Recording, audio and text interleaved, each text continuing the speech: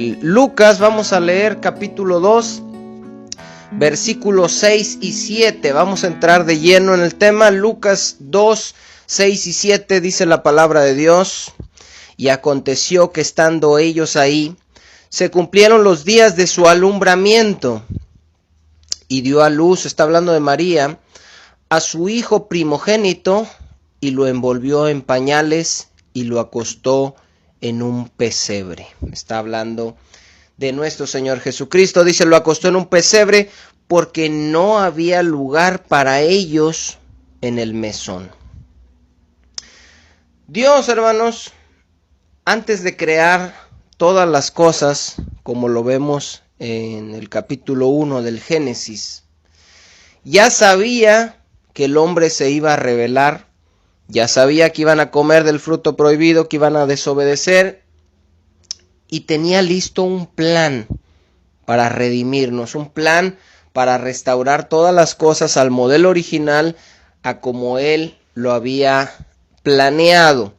Dice Apocalipsis capítulo 13, versículo 8, y la adoraron, se está refiriendo a la bestia, todos los moradores de la tierra cuyos nombres no estaban escritos en el libro de la vida del Cordero, que fue inmolado desde el principio del mundo. Es decir, hermanos, en los pensamientos de Dios, Jesucristo ya había muerto crucificado, incluso antes de que Él creara al hombre y la tierra. Cuando ellos pecaron, hermanos, en Génesis 3, usted sabe que ahí es donde se narra la caída. En cuanto ellos pecaron, Dios les reveló el plan que de antemano Él ya había diseñado. Acuérdense que les comenté que antes del problema, Dios ya tiene preparada la solución. Y esa es una verdad que vemos a lo largo de todas las Escrituras. En Génesis capítulo 3, versículo 15, vemos ya la primer mención abiertamente, proféticamente, de que vendría un Salvador, un Mesías, un ungido, y que éste vencería a la serpiente y restauraría nuevamente todas las cosas. Dice Génesis 3:15, está hablándole a la serpiente y le dice Dios, y pondré enemistad entre ti y la mujer, y entre tu simiente y la simiente suya. Esta te herirá en la cabeza y tú le herirás en el calcañar. Ahora, debemos notar algo muy importante, hermanos, y es que está hablando de la simiente de la mujer. La simiente es la misma palabra que podemos interpretar por semilla. La semilla o la simiente de la mujer. El problema es, hermanos, es que nosotros sabemos que quien pone la semilla es el hombre, no es la mujer. De manera que desde aquí se nos estaba hablando de que el Salvador, de que el Mesías iba a nacer de una mujer sin intervención de un varón. Ya desde Génesis 3:15 Dios nos estaba revelando eso. Bueno, fíjense bien, hermanos. Pasa el tiempo y después de el diluvio, después de los tiempos de Noé, aparece Abraham.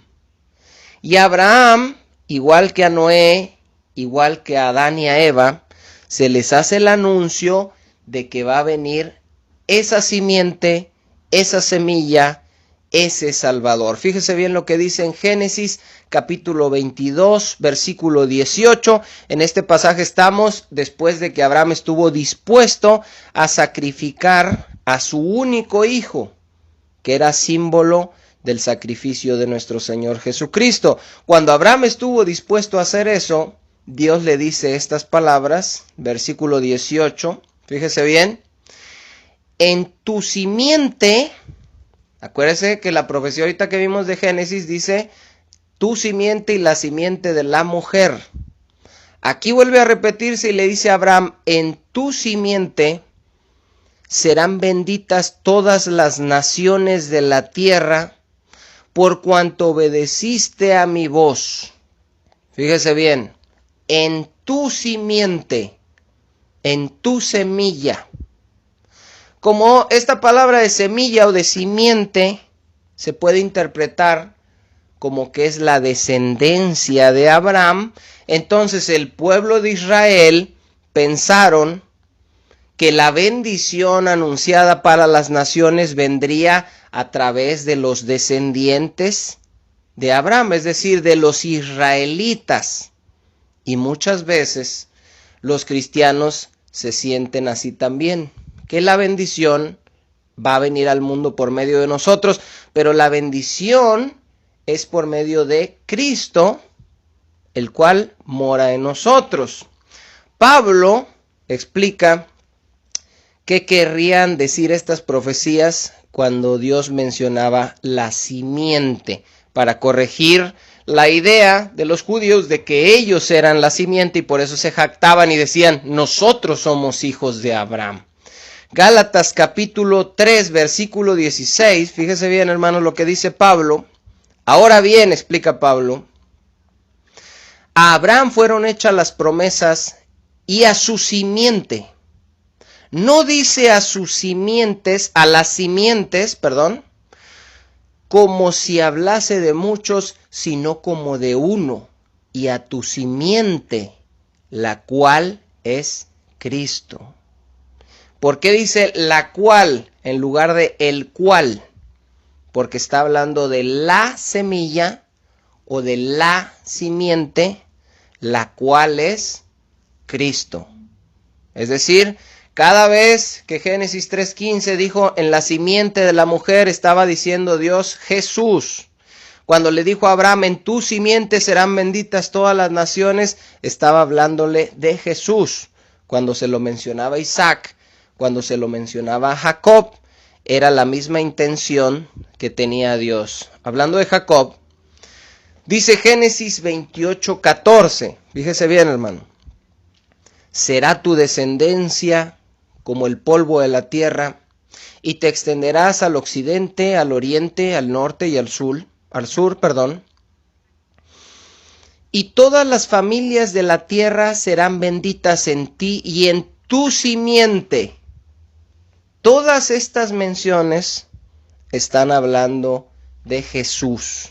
En todos los libros de la Biblia, el tema central siempre, hermanos, es Jesús. Por eso dice el apóstol Pablo, para que en todo tenga la preeminencia. Él es el primero, Él es la cabeza y de Él se trata toda la historia de la Biblia. Después, hermanos, pasamos por Abraham, Isaac, Jacob, el cual tuvo 12 hijos, y de sus 12 hijos, el Mesías descendería del cuarto hijo, que era Judá. En el capítulo 49 del Génesis, Jacob reúne a sus hijos antes de morir y les da unas profecías a cada uno de lo que sería de ellos en el futuro. Y fíjese parte de lo que le dice a Judá. Génesis 49, versículo 10. No será quitado el cetro de Judá, ni el legislador de entre sus pies, hasta que venga Silo, y a él se congregarán los pueblos. Silo es aquí un nombre profético que se le dio al Mesías. De modo que Jacob le dice a Judá, de ti vendrán descendientes hasta que salga el elegido, el Mesías, el Salvador, del que se le anunció a Adán y a Eva por primera vez en Génesis 3:15, después de la caída. Bueno, fíjense bien, hermanos, seguimos. De esta tribu, o de este hijo de Jacob, que es Judá, con el paso de los años, hubo un rey muy famoso, hubo un rey muy conocido, que usted ha de saber de quién estoy hablando, que es el rey David. El rey David descendía de la tribu de Judá. Pero el rey David no era ese elegido, no era Silo, no era la simiente, sino que era una figura de nuestro Señor Jesucristo, porque nuestro Señor Jesucristo, a diferencia de el rey David, iba a ser divino y iba a nacer sin intervención de varón, como se había anunciado ya en las Escrituras. Al rey David, hermanos, se le vuelve otra vez a dar la promesa del Mesías. Por eso le pusimos este estudio, el nacimiento de Jesús, la promesa de Dios. Pasó mucho tiempo, hermanos, pero a Dios no se le olvidan sus promesas y Él las va a cumplir porque Él es fiel a su palabra. Dice el segundo libro de Samuel, capítulo 7, versículo 12 en adelante, se le dice esto al rey David. Y cuando tus días sean cumplidos. Ahora, antes de leerlo, hermanos, déjenme les digo. Esta profecía se la está diciendo en un sentido doble, como muchas profecías les he dicho que es en un cumplimiento a corto y a largo plazo. A corto plazo le está hablando al mismo tiempo de Salomón, pero a largo plazo le está hablando de nuestro Señor Jesucristo. Fíjese bien lo que dice, ahora sí. Y cuando tus días sean cumplidos y duermas con tus padres, yo levantaré después de ti a uno de tu linaje, a un descendiente tuyo, en otras palabras, el cual procederá de tus entrañas. Por eso a Jesucristo se le llamaba hijo de David, aunque no era su hijo directamente, sino que venía de su descendencia. Dice, el cual procederá de tus entrañas y afirmaré su reino. Él edificará casa a mi nombre. Acuérdense que Salomón le construyó la casa, el templo en Jerusalén a Dios. Entonces dice, él edificará casa a mi nombre y yo afirmaré para siempre el trono de su reino. Yo le seré a él padre y él me será a mí hijo. Está hablando del Padre y el Hijo de nuestro Señor Jesucristo en una forma profética. Y dice el versículo 16, y en esto sabemos que se está refiriendo, aparte de Salomón, a nuestro Señor Jesucristo, cuando dice, y será afirmada tu casa y tu reino para siempre delante de tu rostro, y tu trono será estable eternamente. Esa estabilidad del trono eterno no puede venir con un hombre que muere, y no lo tuvo con Salomón. Esa estabilidad del trono de forma eterna va a venir cuando regrese el Rey de Reyes y Señor de Señores, que es descendiente, según la carne, del Rey David. Fíjese bien, el Mesías tenía que cumplir con muchos aspectos y cumplir muchas profecías, hermanos. No podría ser cualquiera. Y una de las cosas que tenía que cumplir es que tenía que ser descendiente de Abraham, de Isaac, de Jacob, de Judá y de David, obviamente. Y por eso el libro de Mateo empieza con una genealogía y el capítulo 1, versículo 1 de Mateo, para dejar esto en claro, dice, Mateo 1:1, libro de la genealogía de Jesucristo, hijo de David, hijo de Abraham. ¿Por qué? Porque se le había hecho la promesa a Abraham de la simiente, se le había hecho la promesa al rey David de que de él procedería uno cuyo reino sería eterno y estable, y este era nuestro Señor Jesucristo. Comparemos la profecía, hermanos, que se le dijo al rey David con las palabras que el ángel Gabriel le dice a María cuando se la encuentra, cuando va y la busca, en Lucas 1:31 al 33, fíjese bien, está hablando de las mismas cosas. Y ahora, le dice el ángel a María, concebirás en tu vientre y darás a luz un hijo, y llamará su nombre Jesús. Ojo con eso, porque ahorita vamos a ver algo muy importante.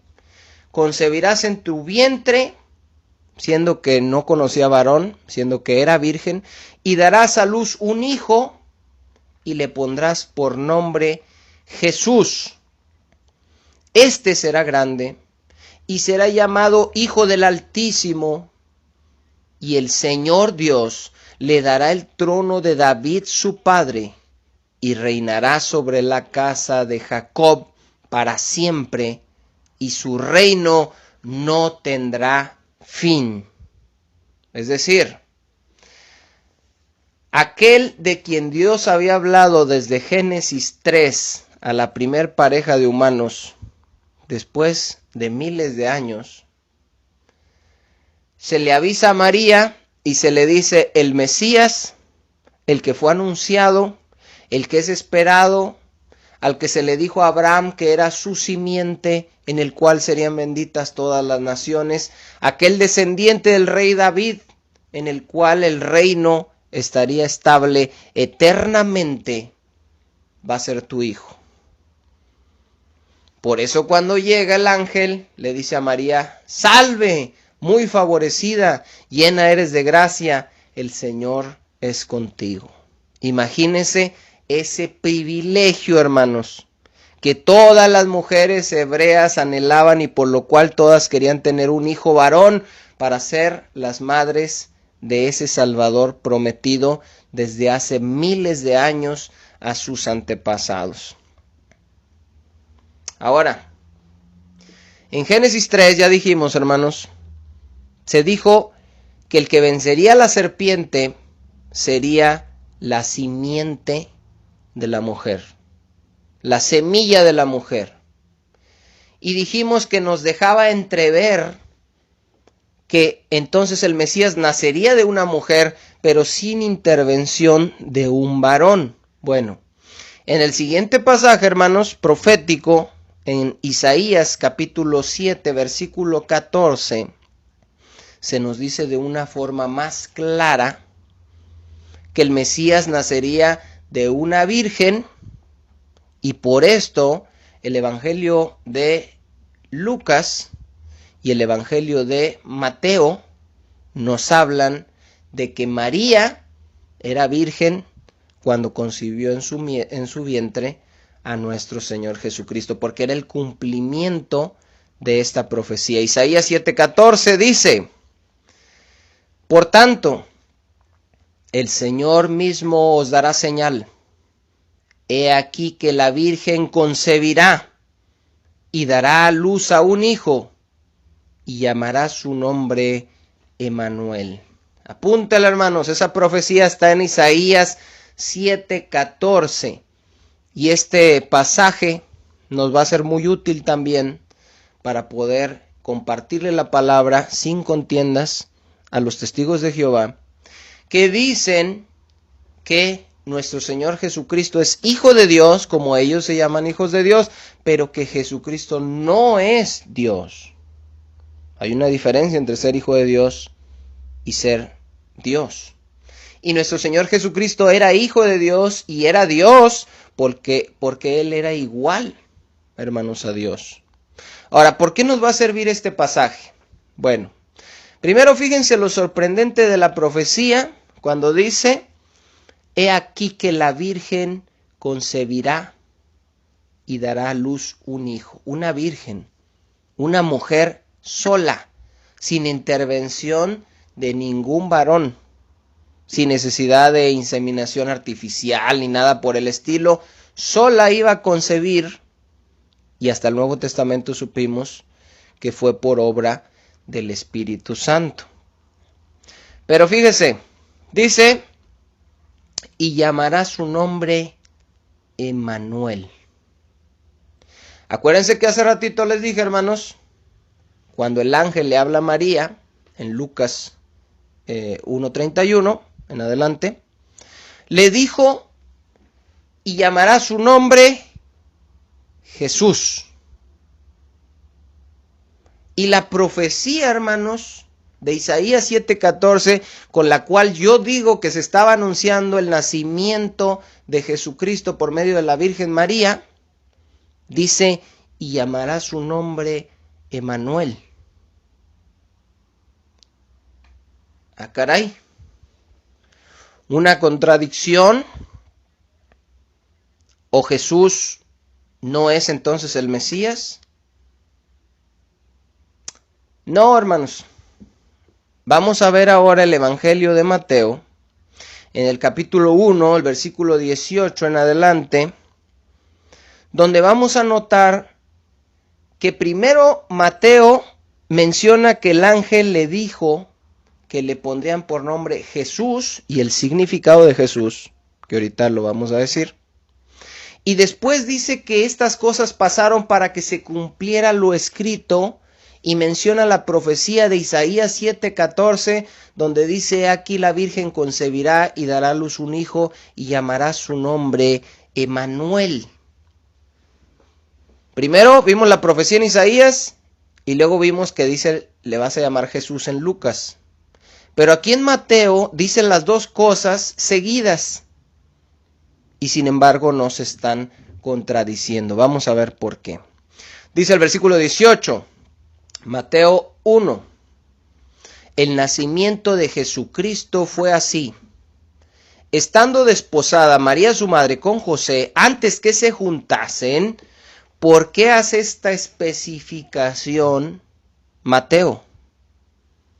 Porque el nacimiento del Mesías tenía que ser por medio de una virgen. Por eso es específico que él dice, antes que se juntasen.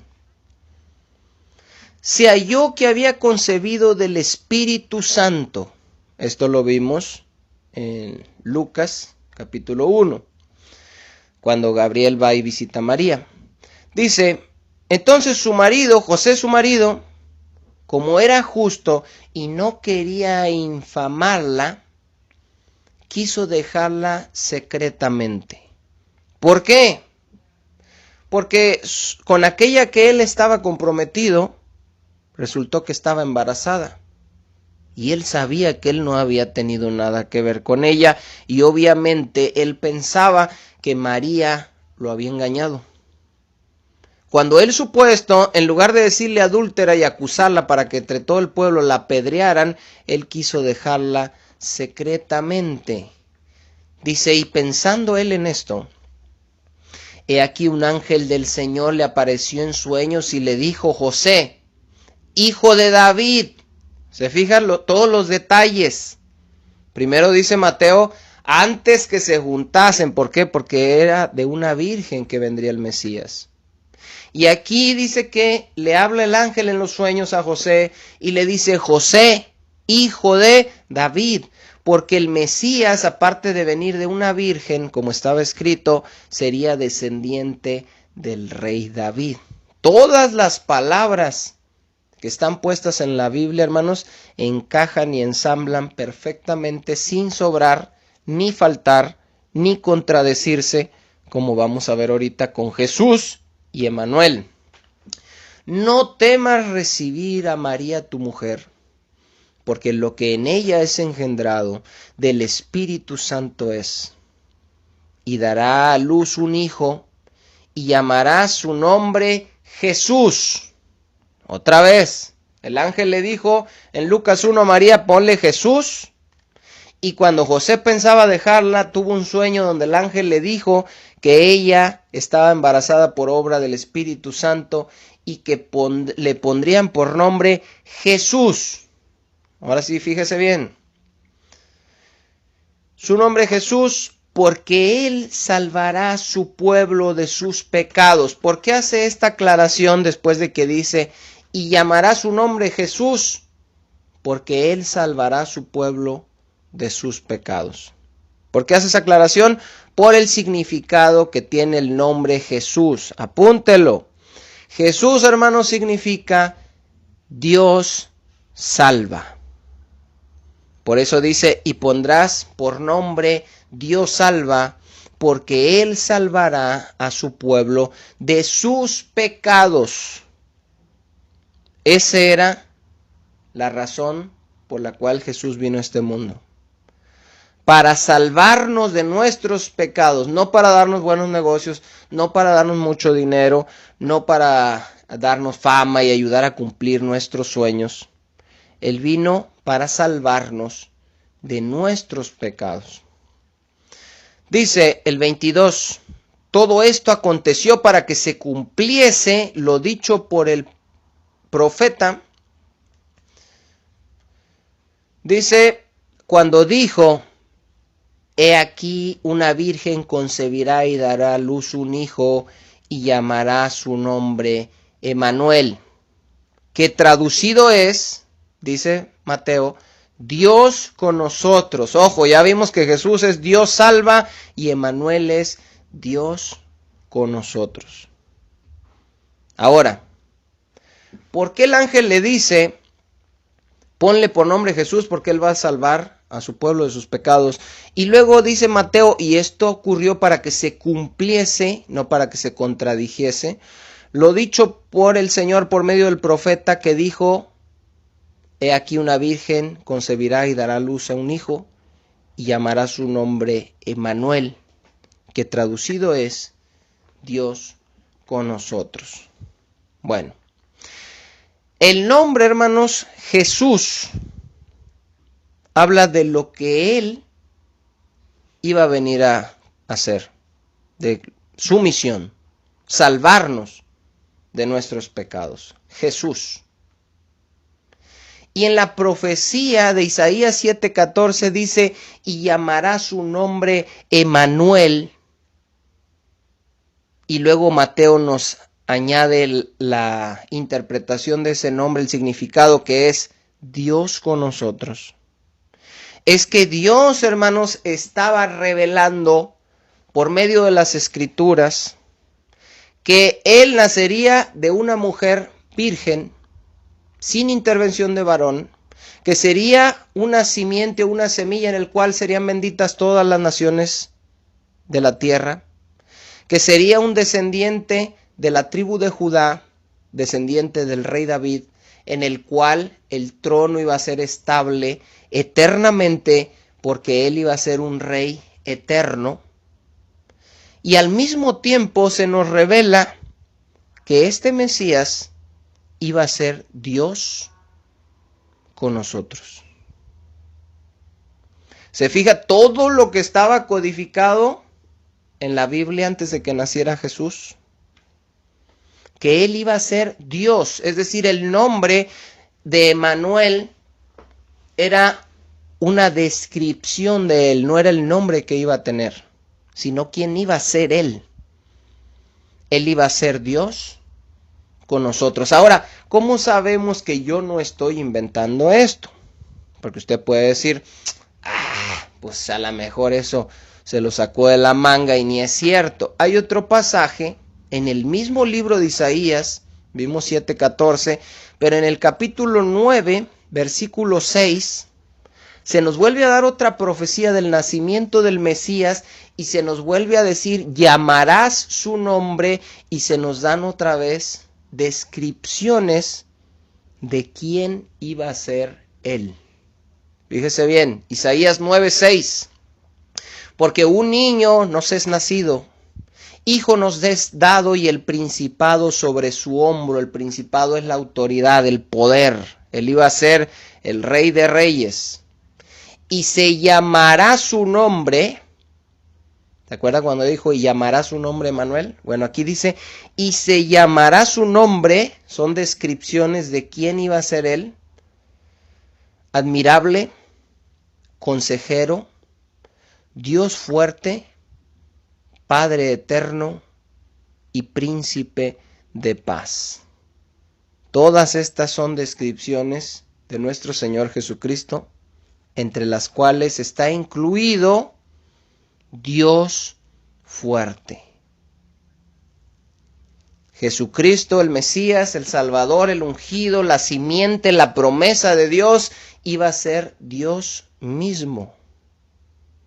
Esta profecía, hermanos, lamentablemente, líderes de la luz del mundo se la atribuyen a su apóstol diciendo que estaba hablando de él esta profecía, diciendo que él era Dios, blasfemando, diciendo que ahora está en la cárcel, acusado de lavado de dinero y de pornografía infantil, entre muchas otras cosas. Dice, lo dilatado de su imperio y la paz no tendrán límite sobre el trono de David y sobre su reino, disponiéndolo y confirmándolo en juicio y en justicia desde ahora y para siempre. El celo de Jehová de los ejércitos hará esto. Ahora, fíjese bien, hermanos. Vimos en el estudio de la Virgen María o la Virgen de Guadalupe, que si no lo ha escuchado, ahí lo puede buscar, aquí está en el canal, que cuando el ángel Gabriel va a buscar a María, ella estaba en donde, les dije, hermano, ¿no se acuerdan? Ella estaba en Nazaret, que dijimos que era una ciudad, una aldea de Galilea, Nazaret. Pero resulta que las profecías que hablaban de nuestro Señor Jesucristo mencionaban dónde iba a nacer Él.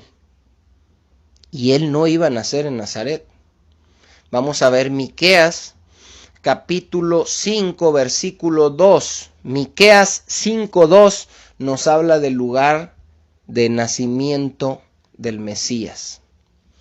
Pero tú, Belén Efrata, pequeña para estar entre las familias de Judá, de ti me saldrá el que me será Señor en Israel, y sus salidas son desde el principio, desde los días de la eternidad. Fíjese bien, de Belén, una aldea pequeña, una aldea insignificante, una aldea que muchas veces ni siquiera contaban en los censos de tan pequeña que era. Dios dice, de ti me saldrá el Señor en Israel. De manera que el Mesías, hermanos, tenía que nacer en Belén. Y María, cuando se le da el aviso de que iba a concebir y iba a dar a luz un hijo, ella estaba en Nazaret. Bueno, pues esto lo arregló Dios fácil. Y lo podemos ver en Lucas capítulo 2, desde el versículo 1 en adelante. Lucas 2, 1 en adelante. Fíjese bien lo que pasó. Aconteció en aquellos días que se promulgó un edicto de parte de Augusto César, que todo el mundo fuese empadronado.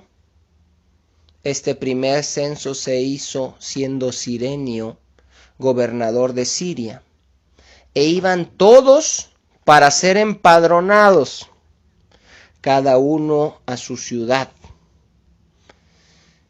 ¿Qué es esto, hermanos? Se le ocurrió supuestamente a un gobernante, ¿sabes qué?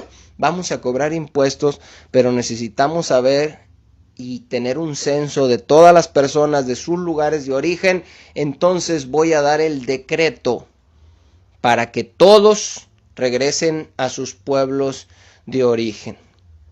Y José, hermanos, como era descendiente del rey David, entonces se regresa a su ciudad de origen, junto con María, desposada con ella, ya embarazada, a la ciudad de su nacimiento, que era Belén, a unos 128 kilómetros de Nazaret. Dice, y José subió de Galilea, donde estaban en Nazaret, de la ciudad de Nazaret, a Judea, a la ciudad de David, que se llama Belén. ¿Por qué se llama la ciudad de David?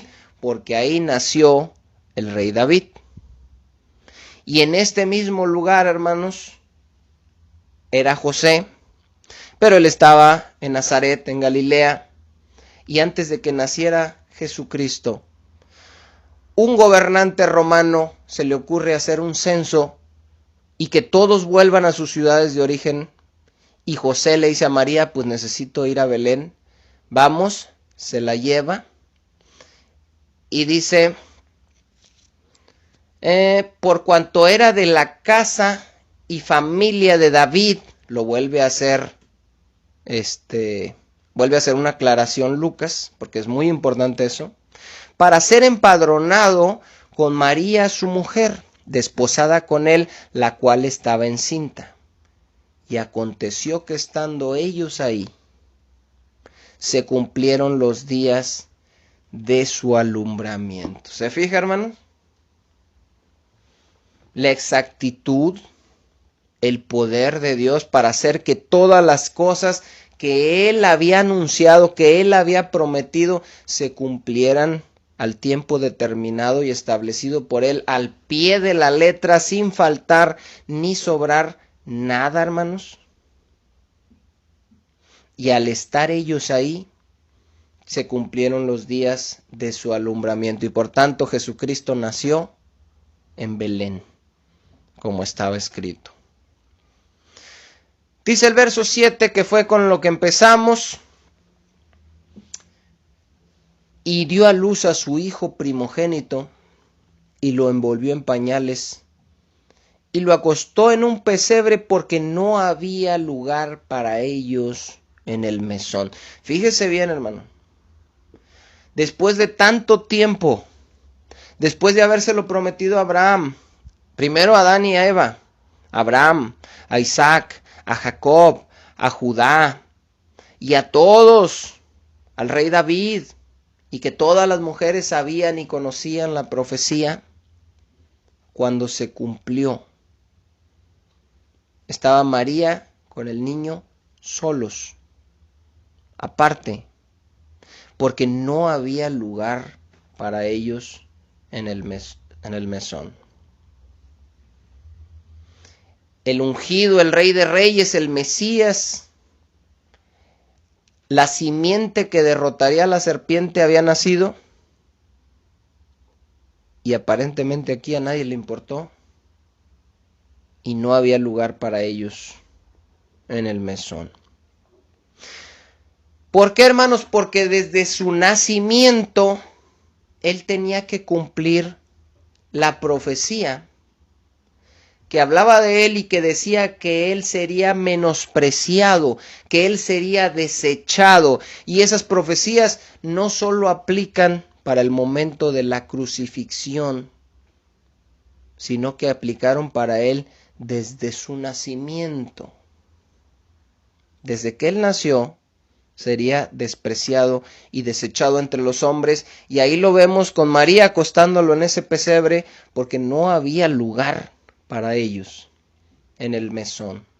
Dice Isaías capítulo 53 versículo 2, fíjese esta profecía acerca de este bebé. Subirá cual renuevo delante de él y como raíz de tierra seca. No hay parecer en él, ni hermosura. Le veremos más inatractivo para que le deseemos. Despreciado y desechado entre los hombres, varón de dolores, experimentado en quebranto, y como que escondimos de él el rostro. Fue menospreciado y no lo estimamos. Estaba solo, acostado, donde le daban de comer a los animales. ¿Por qué nadie le hacía caso? Si era el Mesías, si estaba anunciado, si se cumplió todo lo que estaba escrito. Porque no nació en un palacio. No fue vestido como la realeza, hermanos. Fue enredado. Cuando dice envuelto en pañales, se refiere a que fue enredado con tiras de tela. María cortó pedazos de tela y lo enredó. Con eso lo vistió, con eso lo cubrió. No era hijo de nobles, de ricos, de poderosos. Era hijo de una jovencita que había sido desposada con un carpintero. Y todavía, hermanos, había nacido en una aldea pequeña e insignificante, como la profecía había dicho. Cuando nace el hijo de los reyes, hermanos, los reyes de España, el hijo de artistas famosos, pues todos están ahí tomando fotos, salen las revistas, todos quieren saber, todos quieren verlo, ver a quién se parece, todos celebran su nacimiento. Pero de Jesús, hijo de un carpintero, acostado en un pesebre, enredado con tiras, en una aldea pequeña? Pues nadie parecía importarle, hermanos, y por eso lo despreciaron y lo desecharon, como muchas personas lo menosprecian y lo desechan. Desde un principio, Jesucristo cumplió con estas profecías. Dice Juan 1:9, en adelante dice, aquella luz verdadera que alumbra a todo hombre venía a este mundo. En el mundo estaba y el mundo por él fue hecho, pero el mundo no le conoció. A los suyos vino y los suyos no le recibieron.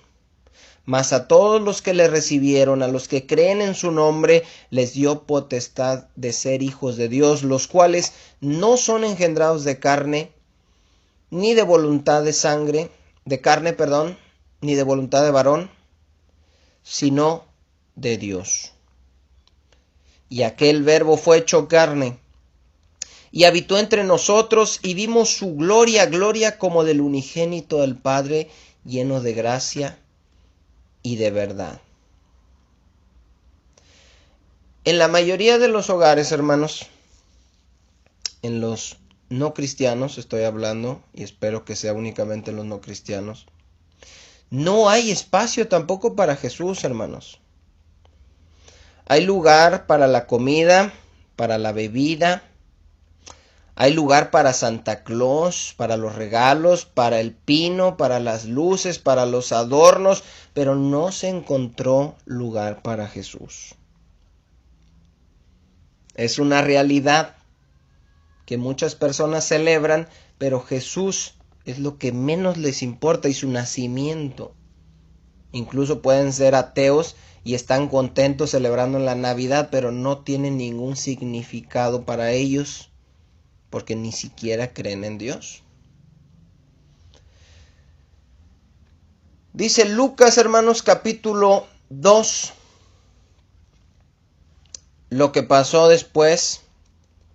Lucas capítulo 2, versículo 8 en adelante. Había pastores, dice, en la misma región, que velaban y guardaban las vigilias de la noche sobre su rebaño. Y aquí se les presentó un ángel del Señor, y la gloria del Señor los rodeó de resplandor, y tuvieron gran temor. Pero el ángel les dijo, no temáis, porque he aquí os doy nuevas de gran gozo, que será para todo el pueblo.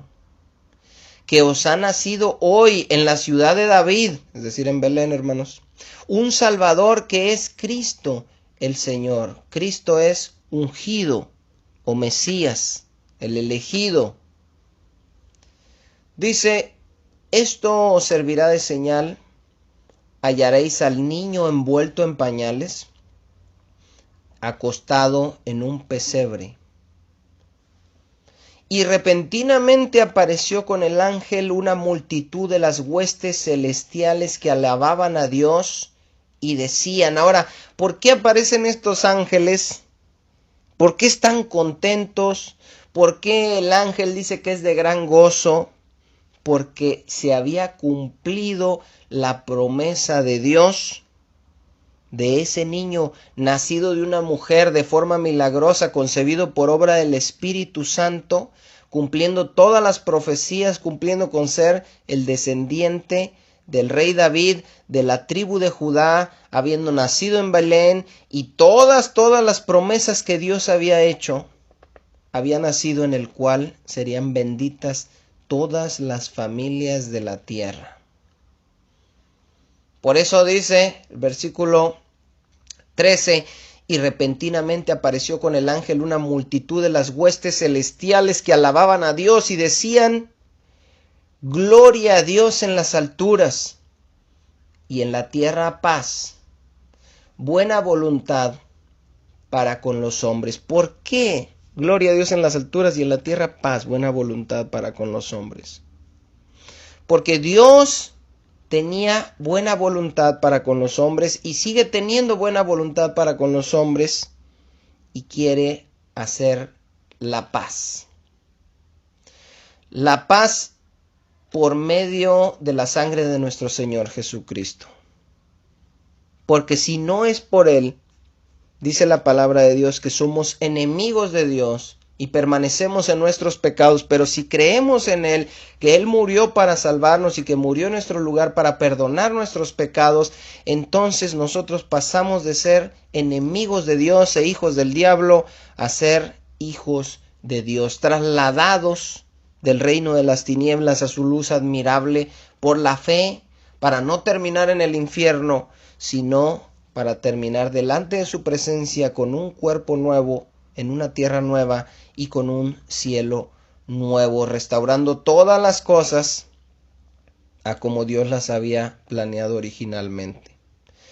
Por eso los ángeles, hermanos, estaban contentos, estaban cantando, estaban danzando, estaban celebrando, porque estaban viendo con sus propios ojos el cumplimiento después de miles de años de la caída del ser humano y de las promesas para la restauración de todas las cosas, el nacimiento de nuestro Señor Jesucristo.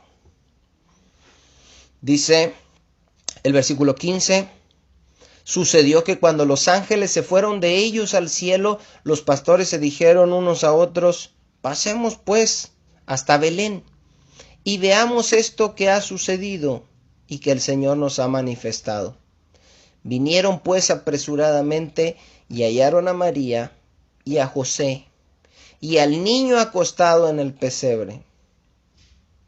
Y al verlo dieron a conocer todo lo que se les había dicho acerca del niño. Y todos los que oyeron se maravillaron de lo que los pastores les decían, pero María guardaba todas estas cosas en su corazón, meditándolos en su corazón. Y volvieron los pastores glorificando y alabando a Dios por todas las cosas que habían oído y visto, como se les había dicho. Ahora, ¿a quién se le reveló, hermanos? A los pastores, a los más humildes, a los despreciados, a los desechados, a los menospreciados. Y ellos creyeron en Él, hermanos, como el Salvador, como el Mesías, como el ungido, porque Él se identificó con ellos desde un principio. ¿Cómo se identificó con ellos? Porque lo vieron en ese pesebre y enredado con esas tiras de tela, tal y como cualquiera de ellos pudo haber estado, porque ellos eran también humildes. Si ellos les hubiera dicho el ángel, vayan y en aquel reino hay un castillo grande y hay un cuarto hermoso y un niño vestido de seda en una recámara cubierta, no se hubieran ellos identificado con él, hermanos. Porque ellos hubieran sentido cierto rechazo. Pero cuando ellos lo vieron como uno de ellos se gozaron y ellos se sintieron identificados, porque a eso vino Jesús, a identificarse con nosotros, con los más humildes y pecadores de este mundo, para poderlos salvar. Para el mundo, hermanos, se pasa el 24, el 25, se acaba la Navidad, se acaban las luces, se guarda el pino, todo y se acabó, y a lo que sigue. Para los cristianos la celebración sigue y es de todos los días. Ahora, nosotros sabemos, hermanos, que ahí no se acabó el plan de Dios. El plan de Dios y la promesa de Dios no era que simplemente iba a nacer un día un Salvador, sino que ese Salvador, hermanos, decía el plan también, iba a morir. ¿Por qué iba a morir? Siendo inocente y siendo justo para pagar por nuestros pecados. Y después de haber muerto iba a ser sepultado. Y después de ser sepultado al tercer día, según las mismas escrituras y el mismo plan de Dios que se tiene que seguir cumpliendo al pie de la letra, iba a resucitar de entre los muertos. Después de resucitar de entre los muertos, hermanos, Él iba a ascender al cielo nuevamente para que se cumpliese lo escrito que dice: siéntate a mi diestra hasta que ponga a tus enemigos por estrado de tus pies. En este momento, hermanos, estamos en esa parte del plan de Dios. Pero falta una cosa. Todo se cumplió ya al pie de la letra y es una evidencia de que lo que falta se va a cumplir exactamente tal y como está escrito. Todo con lujo de detalles. Y parte de lo que se tiene que cumplir, hermanos, es la parte final, cuando Él regresa otra vez. Él viene otra vez por la iglesia y va a haber un arrebatamiento, y va a haber destrucción, y va a haber muerte, y va a haber juicio, va a haber castigo, y va a haber una transformación, una nueva creación de todas las cosas, un cielo nuevo, una tierra nueva, y Jesucristo reinando en un mundo donde no va a haber dolor, ni clamor, ni enfermedad, ni muerte, porque las primeras cosas habrán pasado y todas van a ser hechas nuevas. Eso, hermanos, todavía falta. Eso es lo que estamos esperando. Y celebramos la Navidad porque efectivamente Dios cumplió su promesa y el niño nació en el lugar, la forma, siendo Dios, de una virgen y todo lo que estaba escrito. Pero después de que se cumplió esa parte, hermanos, todavía falta una más. Y es ese regreso que estamos nosotros esperando.